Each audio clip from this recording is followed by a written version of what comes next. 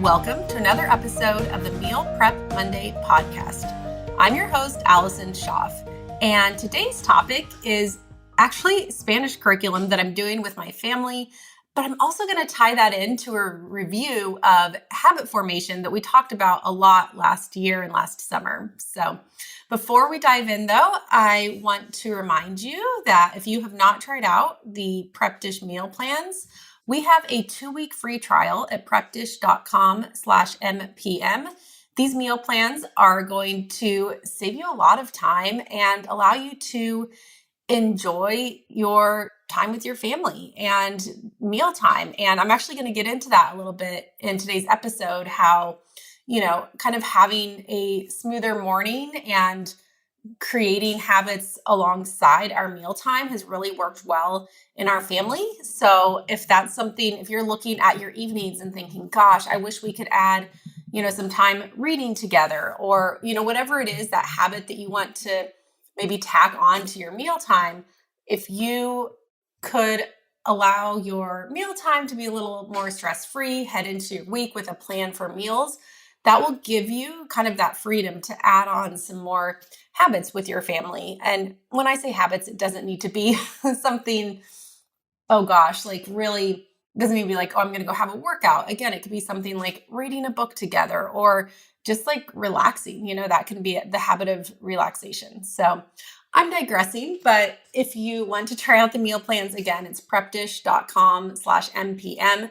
You can get a 2-week free trial, so you can really check out all of the different styles of plans and just see, no strings attached. Are these a fit for you? Okay, so now that that is out of the way, let me dive into today's content a little bit. So Spanish curriculum, where did this start? So I'm actually going to backtrack a little bit, but not give too much history. So I, growing up, did not have any foreign language in my schooling. I went to a really small school, so we didn't have it as an option. I grew up in a small town in Kansas, so there wasn't a Spanish class. And then during college, it also wasn't. I went to culinary school, and so I guess maybe there it wasn't required, although looking back, it probably would have been, a foreign language would have been a good idea. But anyway, I never learned a foreign language growing up. And then in my late 20s, I really wanted to learn Spanish. I did a lot of different programs. I got Rosetta Stone and did that for a while. And then for a few years, I would go to in-person classes in the evening. There was a kind of second language school in downtown Austin that I would go to, and it was great. And it was kind of a community as well. So that was a lot of fun. And I made some progress. I found it really hard, to be honest. I think that learning a second language, especially later in life, was just really hard for my brain to grasp. And then my husband and I moved to Puerto Rico for a year, and I thought for sure that would seal in my, Spanish learnings, and I would be speaking fluently by the time we were done there. Unfortunately, that didn't happen. I was able to, use it here and there, but the Puerto Rican Spanish is quite different than the Spanish I had been learning. It's really quick. They drop a lot of letters on the words and use a lot of slang. So it was a little bit difficult for me. And I actually did do online lessons with a Colombian Spanish speaker while I was down there, just to try and learn in a way that was a little bit more approachable for me. So anyway, it's kind of been a personal journey. But with my kids, it's something that I've been thinking about of gosh, I would love to give them the opportunity to learn another language. And with with humans in general, learning a language, the earlier, the better in terms of timing. And so it's something I've been thinking about. And the school, so currently both of my kids go 2 days a week to a nature school. It's great. I mean, it's really just a lot of time outside. We're not big on, at this age, pushing any sort of academics or curriculum or anything like that. But with the language, I do think it's a great time to introduce that. And so next year, the school we're sending them to may or may not be including Spanish. But I thought, gosh, if this is something I would like to introduce, this would be a great time.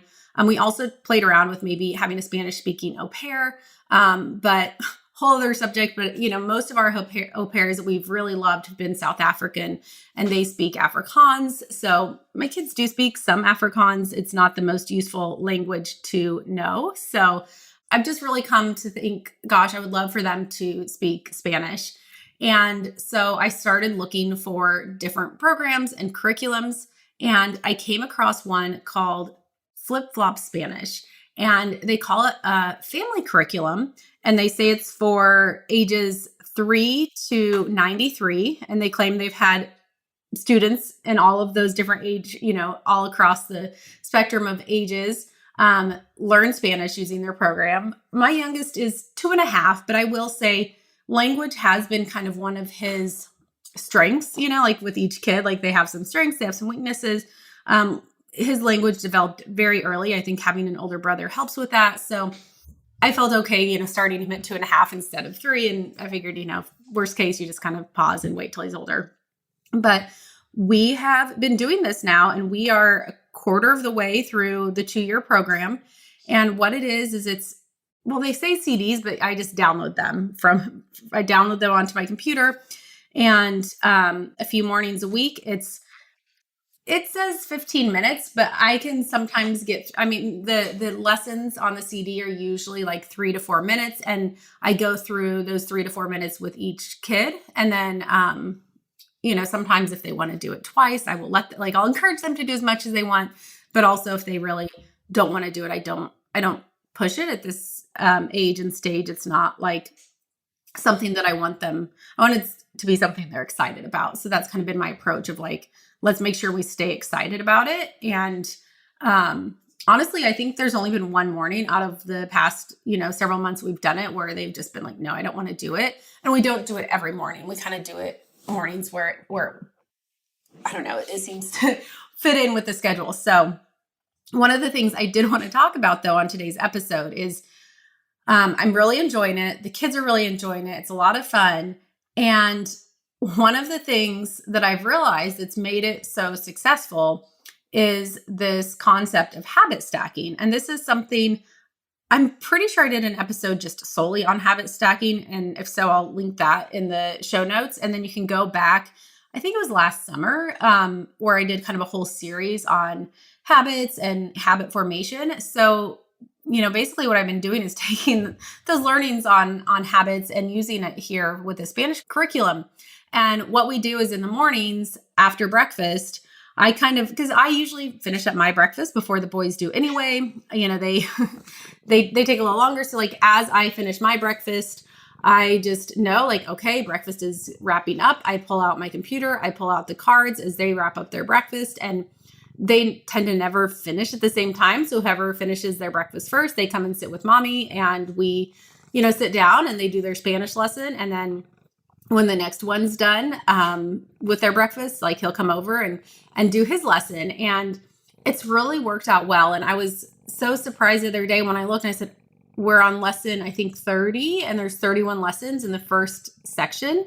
And I was like, wow, that really flew by. And I can't believe we finished it so fast. And I was kind of reflecting on that. And I'm like, because this is one of those things that'd be so easy to buy the program, do it a few times, and the next thing you know, you forget to do it. And, it sits in the corner and you're like, oh yeah, we were going to do, we were going to learn Spanish and it never happened. And not that my kids are out speaking fluent Spanish by any means, but all of the cards. So the main way the lessons work is the instructor reads the audio and they point and repeat. So it's kind of point and repeating right now. And it's just kind of learning. And it's very visual though, because there's cards with images. And I think that works really well. I mean, it works well with me too, but at their age, it works really well. Every now and then it's kind of forming sentences and all of that. And that concept is a little trickier for them, but they sometimes can still do that. But the images, it's just amazing how fast they will learn those images and the words that correspond, and their vocabulary already has just, over the past few months, their Spanish vocabulary has exploded. I mean, from 0 to, dozens and dozens of words. And it's so impressive and so fun to watch, which does help make it more motivating. But then going back to that habit, it's this habit stacking, right? So the idea of habit stacking is you have something you already do. So if you want to do something new, put it right up against there. Like, hey, before I can even, so I actually do it at the dining room table. So it's not like, hey, we have to go to another room. We have to do this whole thing. It's like, no, we're already here. We're just going to add this on. And we eat breakfast every day. So meals are a good place to add on a habit. I mean, not necessarily always sitting at the dining room table, but for adults, a good place to add habits is if you have coffee every morning. Well, if you want to journal, just as soon as you grab your coffee, sit down and journal or meditate or, whatever it is, but having that one thing that you're going to do every night. So maybe it's like, you already brush your teeth. So, what else do you want? Maybe you want to floss as well and you're not flossing. So maybe set your floss next to your toothbrush. So you remember every night when I brush my teeth, I'm also going to floss, or, just kind of thinking up ways to where that new habit is going to be a no-brainer. And the reason we even got into this whole, focus on habits here at Prep Dish is I get excited trying to think about how do I help people get in the habit of meal planning, right? Like our whole goal at Prep Dish is to help you, get healthy, tasty meals on the table really easily, stress-free, so you can enjoy mealtime with your family. It's not just recipes. It's not just good food, but it's also like that feeling of like enjoying the meals and not being stressed and like really like having that quality time as a family. And all of that comes down to this upfront work of setting habits. And, the habit of meal planning is so crucial to kind of having this week that goes and flows and, leads to these really nice meal times. So, that's kind of the basis of why I got into this, like, that. And also I just have a personal interest in habits, but, how do you get into the habit of this meal planning and having these like really good family meals? And then the Spanish curriculum was something that just kind of like was a natural progression from that, I feel like, in our family. And I guess like, some of you might wonder the curriculum. So like I said, it's flip-flop Spanish. I can link that in the show notes. If there's other things you want to know, I'd be happy to expand a little more. But for now, it is something that's working out well for us. The boys are excited about it. I get excited about it.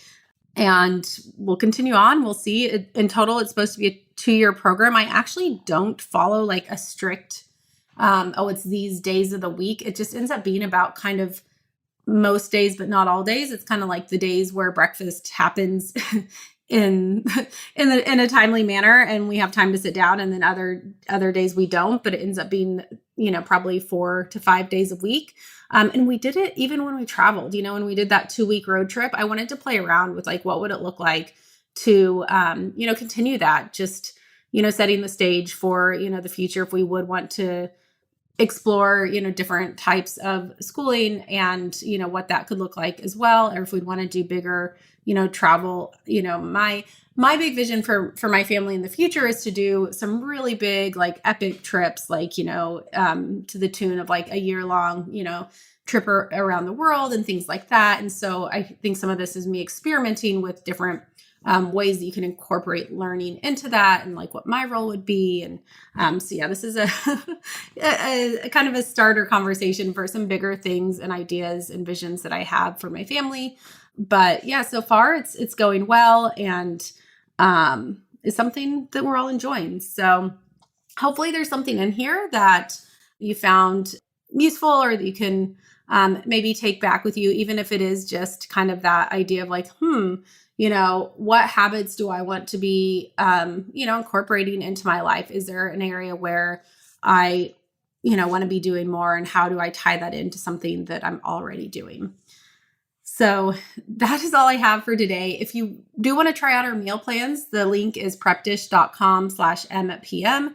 That will be linked in the show notes. If you are a longtime listener and have never left a rating or a review, I would really appreciate you doing that. That just helps other people to find our podcast. And that's all I have for today. I will be back again next Monday with another episode.